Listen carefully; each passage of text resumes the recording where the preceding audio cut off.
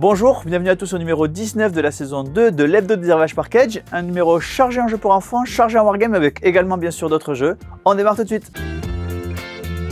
Et on démarre avec le premier jeu pour enfants de la semaine, c'est Happy Chicken, un jeu dans lequel vous allez construire une tour poulailler en 3 dimensions. Vous allez mettre des petits poussins dans ce poulailler, ils vont rester retenus par les bâtons. Et vous allez au fur et à mesure de la partie retirer les bâtons et bien sûr faire tomber les poussins. Il y a deux modes de jeu dans la boîte, soit un mode compétitif où vous devez faire tomber un maximum de poussins en retirant les bâtons pour pouvoir les récupérer. Et un mode collaboratif où l'objectif c'est qu'il reste des poussins coincés dans la tour à la fin de la partie quand il n'y a plus de bâtons. Donc un jeu extrêmement simple, tout mignon, à partir de 3 ans, c'est Happy Chicken. Là aussi, on reste dans le domaine des jeux pour les tout petits. Là, c'est carrément à partir de 2 ans et demi. C'est la gamme Primo Ludo.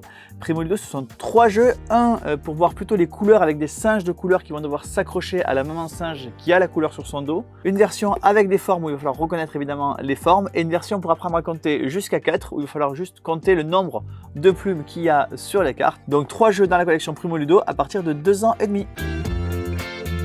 2 revisites de classiques chez Gecko, c'est Annie Jungle à partir de 4 ans où simplement vous allez devoir refaire des paires, donc vous allez avoir des animaux qui sont combinés entre eux. Alors évidemment, il y a l'intérêt du jeu qui est de refaire la paire et puis il y a aussi l'intérêt d'imaginer plein d'animaux farfelus, des espèces d'hybrides entre un tigre et un rhinocéros ou entre un lion et un éléphant. Et puis également Monstre-toi à partir de 6 ans, c'est une revisite du memory. Le petit twist de ce jeu, c'est qu'il y a des illustrations sur chacun des 2 côtés de la carte et du coup il va y avoir non seulement une composante d'observation mais également une composante de mémoire rendue plus compliquée par le fait que les cartes sont toutes bifaces, donc c'est évidemment beaucoup plus difficile à retenir. Monstre-toi à partir de 6 ans et Annie Jungle à partir de 4 ans.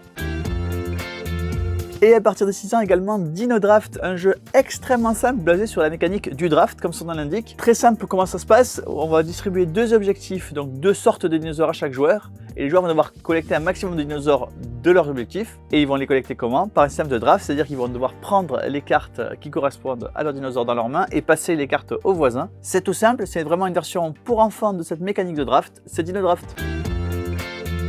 Et on continue avec Aquarium Logic à partir de 7 ans. Là, c'est carrément un jeu solo. C'est un jeu de casse-tête, donc vous allez devoir positionner des pions en respectant les règles de pose. Il y a 30 défis dans la boîte. Aquarium Logic. Et on continue avec Bermuda Pirates. Bermuda Pirates, c'est un jeu qui combine à la fois habileté, mémoire et stratégie. Le principe est que chaque joueur va avoir un bateau pirate qui va essayer de collecter un maximum de trésors dans la mer. Sauf que quand il va pousser son bateau pirate pour avancer, il y a le risque que le bateau pirate qui est magnétique se pose sur un tourbillon, parce qu'il y a des tourbillons métalliques qui sont placés sous le plateau, on ne sait pas trop où. Donc à vous de mémoriser où vos adversaires se sont fait prendre pour ne pas repasser à ces endroits-là. Collecter des trésors, éviter les tourbillons et tout ramener à la bouée. C'est un jeu de J.P. Norsker, l'auteur de 50 Clues, donc un jeu plutôt d'horreur. Là, il nous a conçu un jeu carrément familial à partir de 7 ans, c'est Bermuda Pirates.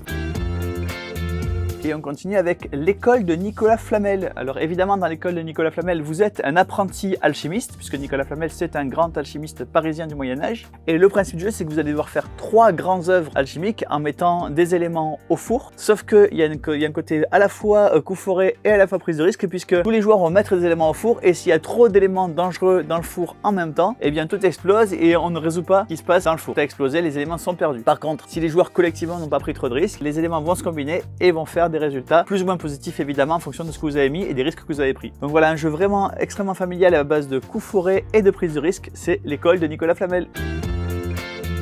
Et on continue avec Split. Split, c'est un jeu extrêmement simple dans lequel vous devez vider votre main. Le premier qui vide sa main a remporté la partie. Et pour jouer une carte, il va falloir poser une carte entre 2 piles. On n'a le droit de poser la carte que si la valeur de la carte est comprise entre la valeur des 2 piles. Votre adversaire, une fois que vous avez joué la carte au milieu, va choisir sur laquelle des 2 piles il pose votre carte. Et ça va ainsi resserrer petit à petit l'entonnoir des valeurs jusqu'à ce qu'un joueur ne puisse plus jouer. Et dans ces cas-là, il ne se défausse pas de carte. À la place, il repioche 3 nouvelles cartes. 2 qui vont sur les 2 côtés, donc plus petites et plus grosses cartes. Et la 3e qui revient dans la main. Dès que vous avez réussi à tout jouer, vous avez remporté la manche. C'est tout simple, c'est Split.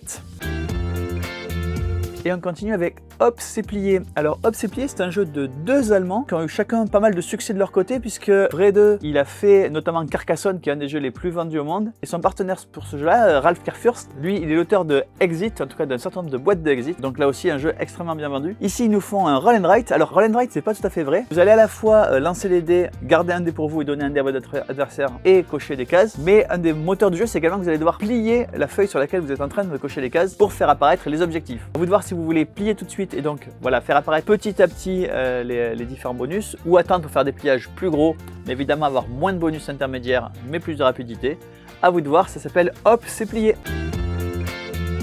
Un autre jeu de cartes, ça s'appelle Cache ton cache. Le principe est très simple, vous allez poser un set de cartes de même valeur, chaque joueur va faire pareil, et évidemment l'objectif est d'avoir le plus de valeur à la fin, sauf que à la place de jouer un set de cartes, vous avez le droit d'attaquer un set de cartes adverse s'il n'a pas bien caché son cache, évidemment. Vous l'attaquez comment? Vous l'attaquez en jouant une carte de la même valeur que le set qui est posé sur la table, et votre adversaire va pouvoir le défendre en jouant de nouveau une carte de ce set là. Donc attention de ne pas jouer toutes vos cartes d'une même valeur trop vite, parce que il va être tout à fait disponible pour les autres pour être attaqué, mais en même temps, si vous en jouez pas beaucoup, vous n'avez pas beaucoup de maîtres de cartes à l'abri. C'est tout le dilemme de ce jeu, c'est cache ton cache. Et on continue avec Fou Allié de Jay Cormier. Alors pour Fou Allié, Jay Cormier, soit il a beaucoup joué à des jeux de connecter des points, soit il a joué à Imagine, qui est un autre jeu qui twist le jeu de connecter des points. Ici c'est un peu différent, vous allez jouer par équipe, où le principe c'est qu'il va y avoir un dessinateur et un devineur par équipe, et donc toutes les équipes jouent en même temps. Les dessinateurs voient un mot, vont devoir faire un dessin sur une planche de symboles, et ensuite ils vont devoir mimer les différents dessins à connecter pour que les joueurs en face puissent connecter ces points et essayer de reconstituer le dessin et deviner quel est le mot de départ. Évidemment c'est un jeu où tout le monde joue en même temps, il y a beaucoup d'ambiance, des gens qui font des mimes, qui font quelquefois un peu de bruit, puis des dessins pas toujours très simples à deviner. C'est Fou Allié. Et on continue avec un jeu de Scott Almes qui s'appelle Almanach, la roue du dragon. Alors Scott Almes, vous le connaissez peut-être, il a fait une grande collection qui s'appelle Tiny Epic, où il y a tout un tas d'univers qui sont revus dans cette gamme Tiny Epic. Ici, une nouvelle gamme qui s'appelle Almanach, où il va y avoir de nouveau pas mal de jeux, avec un concept simple. Dans chaque boîte, il y a un livre qui sert de plateau. Dans le livre de Almanach, la roue du dragon, il y a 17 pages, 17 plateaux différents, donc à chaque tour, on va tourner les pages et avoir des règles légèrement différentes d'une page sur l'autre, avec une histoire également différente, puisqu'il y a une composante narrative dans ce jeu. Un jeu de commerce, puisque vous allez faire la route commerciale du dragon. C'est un jeu qui mélange à la fois les enchères, à la fois la pose d'ouvrier et à la fois le pick-up and delivery. Beaucoup de rejouabilité avec beaucoup de règles différentes au fur et à mesure des différents tours. C'est Almanach, la roue du dragon. Et voilà un jeu qui est sans doute un peu issu du confinement, puisque pendant le confinement, il y a eu des concours sur BGG pour des jeux avec des modes solo.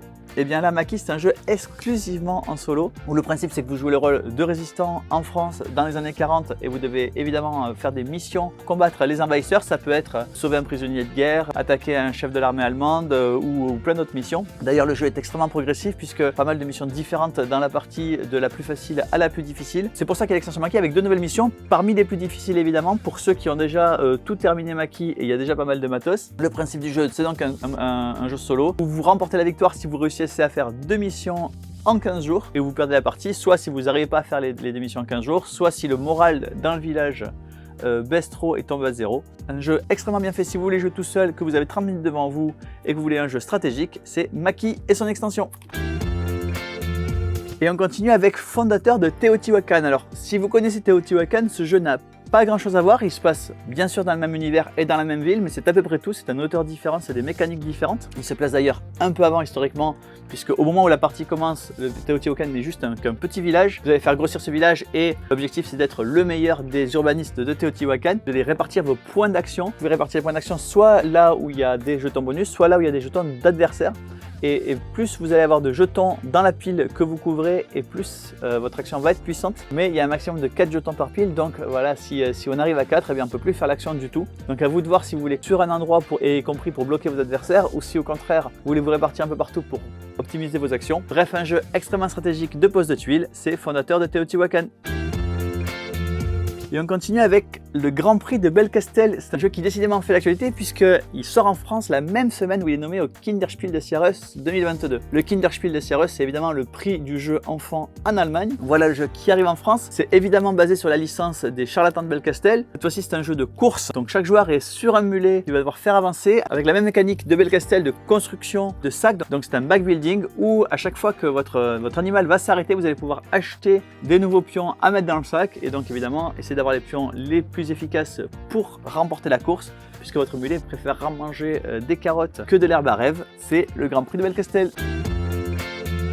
Et on continue avec 1941 Race to Moscow, qui est un peu la suite de 1944 Race to the Rhine. C'est un wargame un peu original dans le sens où ça ne va pas être forcément des affrontements entre 2 armées ennemies, mais bien de la compétition entre différents bataillons d'une même armée. Ici, l'objectif, c'est d'arriver le premier à Moscou. Chaque joueur représente un bout de l'armée allemande, donc les bataillons nord, centre ou sud. Et le premier joueur qui fait entrer son bataillon à Moscou remporte la partie. Avec une petite finesse par rapport à Race to the Rhine, c'est qu'il y a la possibilité de gagner en arrivant le premier à Moscou, mais également pour l'armée du Nord d'arriver à Leningrad ou pour l'armée du Sud d'arriver à Rostov. Dans tous les cas, voilà, c'est un jeu de logistique où vous allez devoir construire votre réseau logistique le plus efficacement possible pour être le premier qui fait arriver ses troupes à Moscou. C'est Race to Moscou. Et on continue avec la troisième boîte de Escape Tales, troisième boîte qu'on a beaucoup attendue puisqu'elle était attendue pour la fin 2021 et elle arrive seulement maintenant. C'est comme son nom l'indique, un escape game, un jeu où vous allez vivre une aventure avec des énigmes et des jeux de logique, mais également une histoire puisque voilà, ça se passe dans un monde un peu de dark fantasy où il y a des forêts bizarres, où les plantes sont hybridées avec des animaux. Et chaque choix que vous ferez va vous permettre d'avancer évidemment dans l'histoire, mais également va construire un peu votre personnage. Et d'ailleurs, l'aventure est complètement non linéaire, c'est-à-dire que selon les choix que vous ferez, l'aventure va être différente. Ça se joue sans avoir joué les 2 premiers tomes de Escape Tales. Évidemment, si on va faire un PK Game Pack avec les 3 boîtes à tarif promotionnel, c'est Escape Tales chez Drone of Mirwoods. Également un jeu d'enquête, ici c'est Detective Family, comme son nom l'indique, un jeu beaucoup plus familial et coloré. C'est la troisième boîte de Detective Family, cette fois-ci c'est une question de triche à la course, donc évidemment vous allez devoir trouver le tricheur et comment il a fait. Toujours dans ce jeu extrêmement familial à partir de 7 ans, c'est Detective Family, triche à la course. Et on continue avec une réédition et même une sur-réédition puisque c'est la 4e édition de Successors. Successors, c'est ce jeu où vous incarnez des parties qui vont chercher un successeur à Alexandre le Grand. Donc à vous de vous mettre derrière le bon héritier possible pour essayer de le pousser au plus possible puisque c'est une des façons de gagner. Une autre des façons de gagner, c'est d'avoir le plus de légitimité dans la course au titre. Beaucoup de matériel, la boîte est assez lourde, j'ai un peu de mal à la porter. Pas mal de figurines à la boîte et une mécanique qui est devenue classique, c'est le fait d'avoir des cartes qu'on peut jouer pour plusieurs choses, soit pour son effet événement tout de suite, soit pour gagner des points d'action qui vont permettre d'agir sur le plateau. C'est Successors, la 4e édition. Dans les grands classiques, il y a le Milborn. Le Milborn a des versions pour enfants, ce qui s'appelle Mon premier Milborn, donc ça se joue à partir de 3 ans. Et évidemment, il y a une thématisation de Mon premier Milborn. Vous voyez ici, c'est la Patte Patrouille, particulièrement adaptée puisque Patte Patrouille, c'est des voitures, donc voilà la course de voiture de la Patte Patrouille, avec en plus du matériel qui va beaucoup étirer vos bambins, puisqu'il y a une voiture de la Patte Patrouille. C'est Mon premier Milborn, Patte Patrouille. Et on continue avec Prehistories Evolution qui est une extension de Prehistories, ou plutôt 4 extensions puisque dans la boîte il y a 4 enveloppes scellées avec 4 modules différents qui vont enrichir vos parties de Prehistories. Le conseil qui vous est donné c'est de dire on commence avec la première enveloppe et on fait des parties avec cette première enveloppe, puis on retire la première enveloppe, on ouvre la deuxième, on essaye le deuxième module. Après si vous avez joué aux 4 modules et que vous avez envie de les combiner, pourquoi pas, mais plutôt à jouer séparément pour faire plein de parties différentes de Prehistories, c'est Evolution. Et on termine avec une nouvelle boîte pour Talisman 4e édition. Cette fois-ci, vous allez visiter les royaumes sylvestres où règnent le roi Oberon et la reine Titania. À vous de décider si vous allez plutôt prendre le parti du roi Oberon ou de la reine Titania, ou même peut-être de faire une espèce d'entre-deux qui vous bénéficie plutôt à vous. Donc de nouveau, pas mal de rencontres à faire. C'est Talisman, le royaume sylvestre. Et bien voilà, le numéro 19 de la saison 2 de l'Hebdo des Heroes Package est terminé. Si tout va bien et que les gens sont restés avec nous, eh bien vous êtes 500 abonnés maintenant à notre chaîne YouTube et ça nous fait super plaisir, je vous en remercie. Et j'espère qu'on sera au moins 500 la semaine prochaine. Rendez-vous la semaine prochaine.